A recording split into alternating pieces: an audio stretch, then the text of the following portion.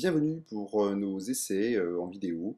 Aujourd'hui, nous allons comparer le nouveau Matthews Z7 Extreme de 2011 à deux références, le Matthews DXT sorti en 2008 et le Matthews Z7 sorti en 2010.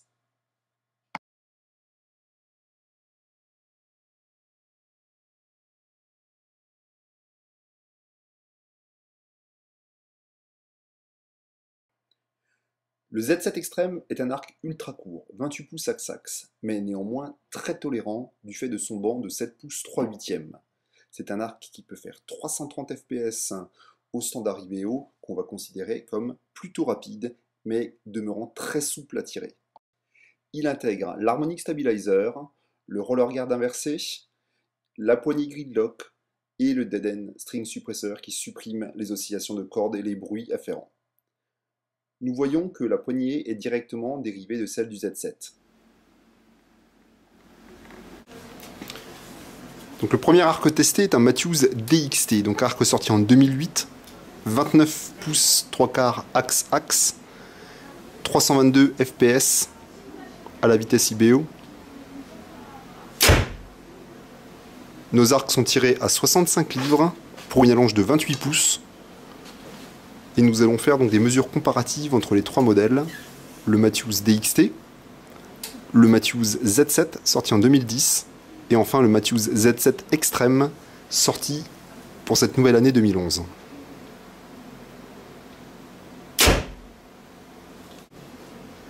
Donc ce Matthews DXT est un arc particulièrement léger, avec 1,680 kg, c'est le plus léger des trois. Il est court en trax, sera un arc idéal pour la chasse en montagne. C'est un arc qui sort du catalogue de Matthews pour l'année 2011, mais son frère jumeau, donc le Matthews Hyperlight, restera dans la gamme. Voici les courbes de trois arcs réalisées grâce à la machine Bofors Mapper. Vous remarquerez les branches ultra parallèles qui vont devenir post-parallèles, c'est-à-dire qu'elles vont carrément revenir vers l'archer. Les deux branches vont suivre une trajectoire opposée au moment de la décoche, qui va neutraliser complètement la coue. Le Matthews Z7 est un arc extrêmement confortable à la décoche. Vous remarquerez sur l'arc de nouveaux silencieux de corde appelés Monkey Tail et le Dead End suppresseur, ce patin qui stoppe la corde pour supprimer toutes les vibrations résiduelles.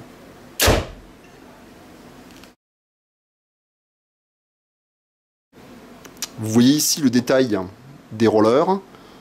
Le roller rouge avec les câbles en arrière, le roller noir avec les câbles en avant. On remarquera aussi la différence de découpe au niveau de la poignée. On voit ici la petite masselotte appelée Harmonic Stabilizer, qui est une masselotte de 82 grammes, intégrée dans un amortisseur en caoutchouc, en élastomère, qui va neutraliser une grande partie en fait, des vibrations et du bruit. Voici le troisième arc, le Z7 Extreme. Un arc dérivé de la famille Z7, de 28 pouces axe-axe, extrêmement court, 82 cm hors tout, ce qui le met à la limite de la législation française, qui nous impose 80 cm. Vous remarquerez immédiatement le design ultra parallèle et les branches qui vont passer post-parallèle en plein armement. On remarquera aussi que l'arc est extrêmement stable à la décoche.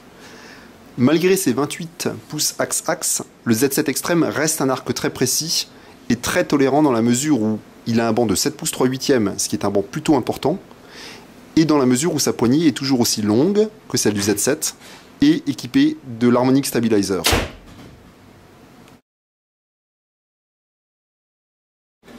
Alors voilà, moi ce que j'ai noté c'est que la branche du Z7, c'est-à-dire celle-ci, réglée à 65 livres, me paraît franchement plus courbée que la branche du Z7 Extreme qui est celle-ci. C'est-à-dire qu'on dirait que on a cherché plus d'énergie au niveau de la branche sur le Z7 que sur le Z7 Extreme.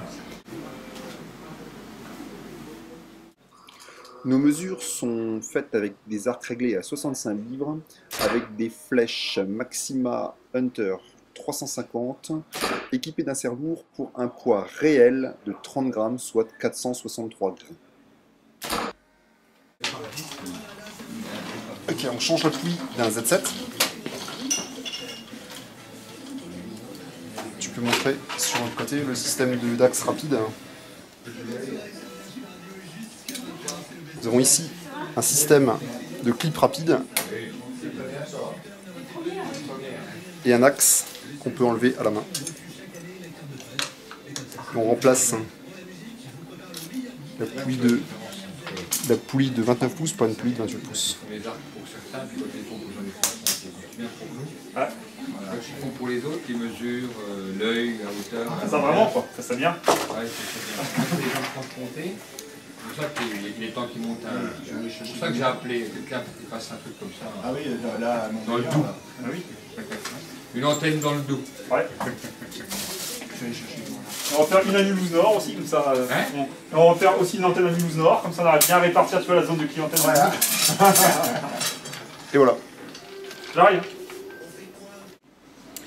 De gauche à droite, le grip Matthews Focus, no torque, ultra fin. Le second est un grip torqueless, finition carbone. Le troisième est le nouveau grip du Z7 Extreme. Le quatrième est un grip torqueless terracotta avec une couleur un petit peu adaptée à la série Z. Et le dernier est un grip torqueless traditionnel. La ligne de stabilisateur de Action Archery, conçue pour les Matthews de série Gridlock. Vous voyez en bas le stabilisateur 5 pouces, intégrant donc l'Harmonic Stabilizer, qui est amovible. Au-dessus le 3 pouces, et enfin encore au-dessus le 2 pouces, qui est plus prévu pour le Matthews DXT ou pour les séries Matthews traditionnelles. Même si, bien sûr, il est tout à fait compatible avec la série Z.